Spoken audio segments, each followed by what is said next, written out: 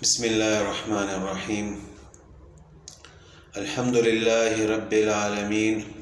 والصلاة والسلام علی خاتم الانبیاء والمرسلین اما بعد۔ کاروبار اور خرید و فروخت کی ایک صورت تو یہ ہے کہ نقد معاملہ کیا جائے، ہاتھ در ہاتھ خرید و فروخت کی جائے، اور دوسری صورت یہ ہے کہ ادھار اور قسطوں پر خرید و فروخت کی جائے۔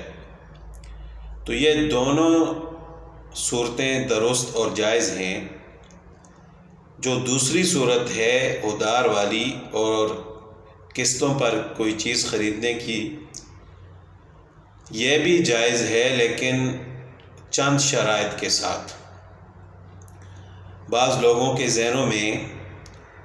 یہ شکوک و شبہات ہوتے ہیں کہ آیا قسطوں پر کوئی چیز خریدنا جائز ہے یا نہیں۔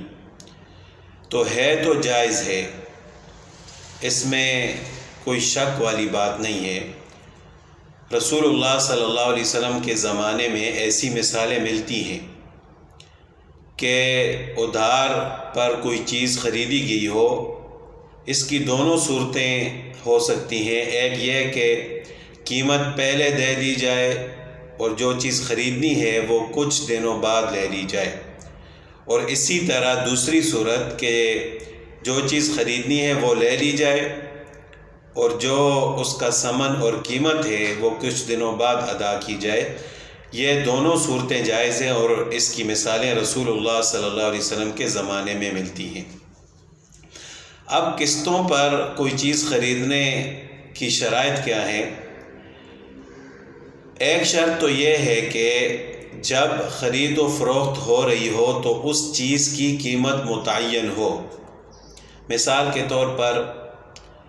ایک آدمی یا کوئی کمپنی ایک چیز فروخت کرتی ہے اور ان کا نمائندہ یہ کہتا ہے کہ مثال کے طور پر ایک موبائل ہے کہ اگر اس کو کوئی نقد خریدے گا تو اس کی قیمت 10,000 ہے، اگر 5 مہینوں کی قسطوں پر خریدے گا تو اس کی قیمت 15,000 ہے، اور اگر 10 مہینوں کی قسطوں پر کوئی خریدے گا تو اس کی قیمت 18,000 یا 20,000 ہے۔ تو اب جو شخص خریدنے والا ہے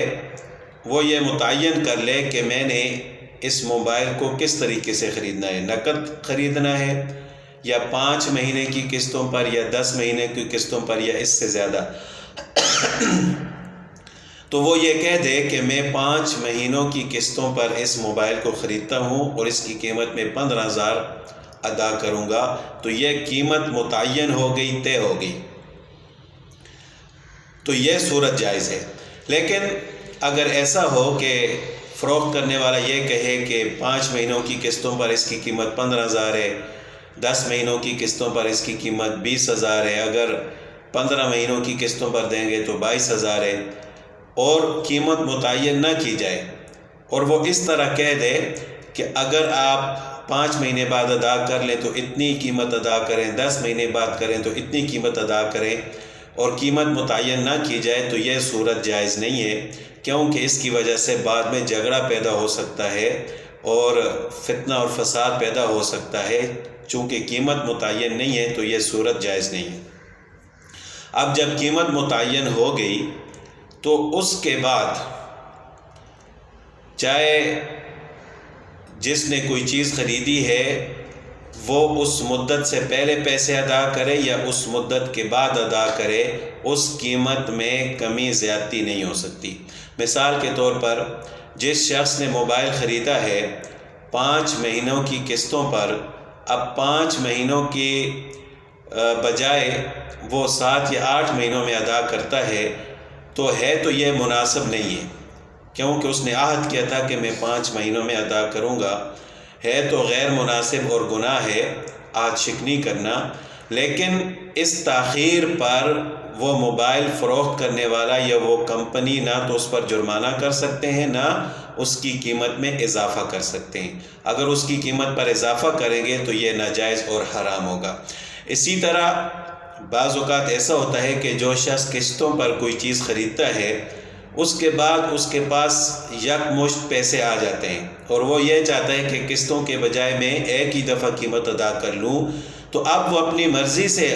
اگر جلدی ادا کرنا چاہتا ہے تو بے شک ادا کرے، لیکن اس جلدی ادا کرنے کی وجہ سے اس چیز کی قیمت میں کمی نہیں ہو سکتی۔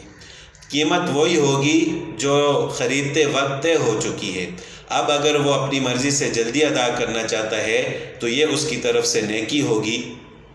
اور اگر وہ تاخیر کرے گا تو اس کی طرف سے گناہ ہوگا، لیکن اب اس قیمت میں کمی بیشی، کمی اور زیادتی نہیں ہو سکتی، قیمت وہی ہوگی جو پہلے طے ہو چکی ہے۔ تو ان شرائط کے ساتھ اگر قسطوں پر کوئی چیز خریدی جائے یا فروخت کی جائے تو اس طرح خرید و فروخت کرنا جائز ہے۔ اللہ تعالیٰ ہم سب کو عمل کرنے کی توفیق عطا فرمائے۔